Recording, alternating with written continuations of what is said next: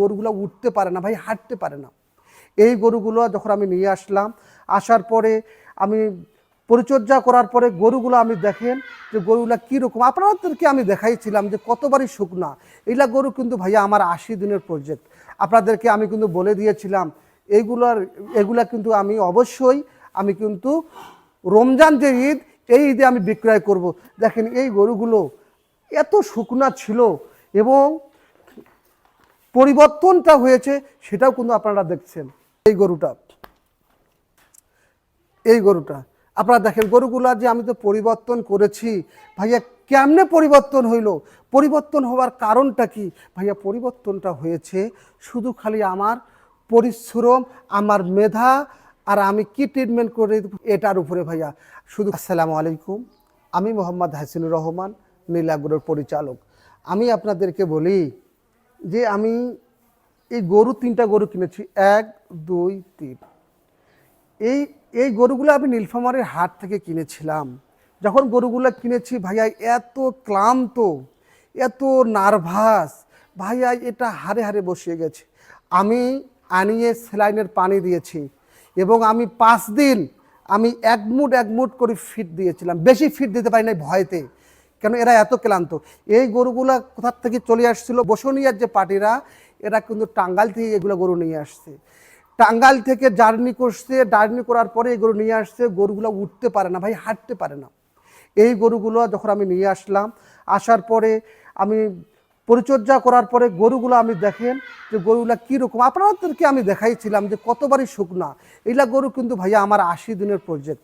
আপনাদেরকে আমি কিন্তু বলে দিয়েছিলাম এগুলা কিন্তু আমি অবশ্যই আমি কিন্তু রমজান যে ঈদ, এই ঈদে আমি বিক্রয় করব। দেখেন এই গরুগুলো এত শুকনা ছিল এবং পরিবর্তনটা হয়েছে সেটাও কিন্তু আপনারা দেখছেন।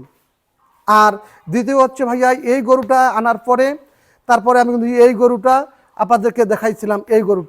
এই গরুটাতে দেখাইছিলাম আপনাকে, শিং দেখাইছিলাম, কাটা শিং দেখাইছিলাম, এই গরুটাকে দেখাইছিলাম। এই গরুটার এত পরিমাণ আমসা ছিল, ওরা হাট থেকে নিয়ে আসছিল, আমার মনে হয় খুদির ভাতটা খোয়াইছিল। পেটে ব্যথা, এইভাবে খালি কুথে আর কিন্তু নেলসা বের হয়। এই গরুটাকে আমার ট্রিটমেন্ট করতে ভালো লাগছে 10 দিন একে আমি ফিট খাওয়াই নেই।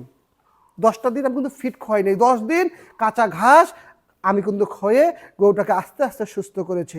আপনাদের গরুও কিন্তু এইরকমই হবে। আপনি 5টা গরু কিনেছেন, একটা গরু আপনার অসুস্থ চলে আসছে। যেমন আমার একটা গরু অসুস্থ চলে আসছে। অসুস্থ যখন চলে আসছে তখন আমি কিন্তু তাকে অল্প করে ফিড দিয়েছি, 1-150 গ্রাম করে ফিড দিয়েছি। তার উপরে ট্রিটমেন্ট করেছি। তাকে আমরা যে লেগ স্টার থেকে শুরু করে আপনার ববি ভেট থেকে শুরু করে আমরা একে সুস্থ করেছি আলহামদুলিল্লাহ। তবুও গরুটার ফলটা আপনারা দেখেন যে পরিবর্তন কাকে বলে। আপনার তার সাথে আপনাকে আরেকটা গরু দেখাইছিলাম, এই গরুটা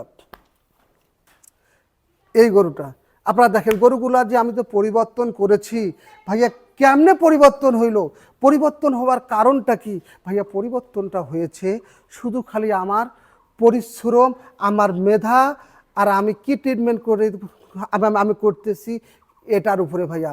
শুধু খালি মুখে আপনি খালি মুখে আপনি অনেক কথা বলতেছেন, কিন্তু আপনি গরুর ট্রিটমেন্ট করেন না।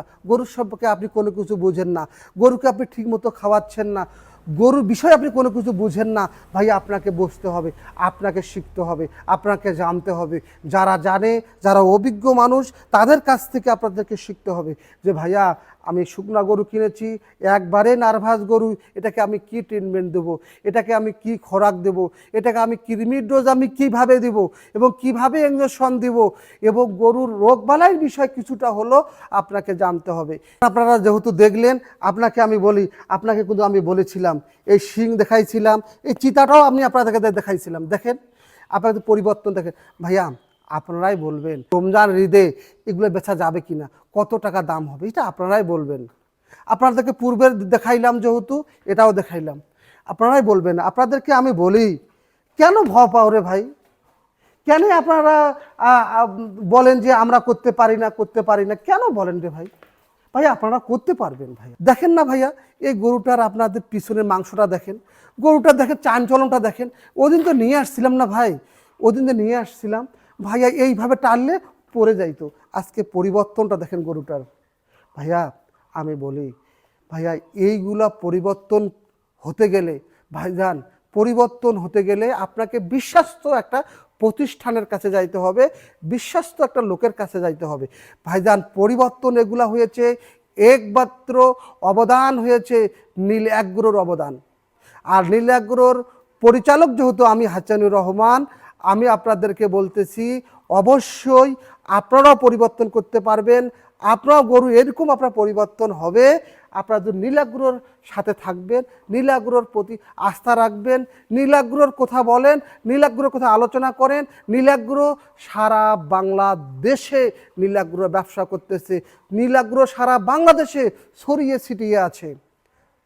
আপনারা অবশ্যই আপনারা হতাশ না হয়ে আপনারা ছোট্ট একটু উদ্যোক্তা হয়ে তৈরি হয়ে যান ইনশাআল্লাহ। আসসালামু আলাইকুম ওয়া রাহমাতুল্লাহি বারকাতুহু।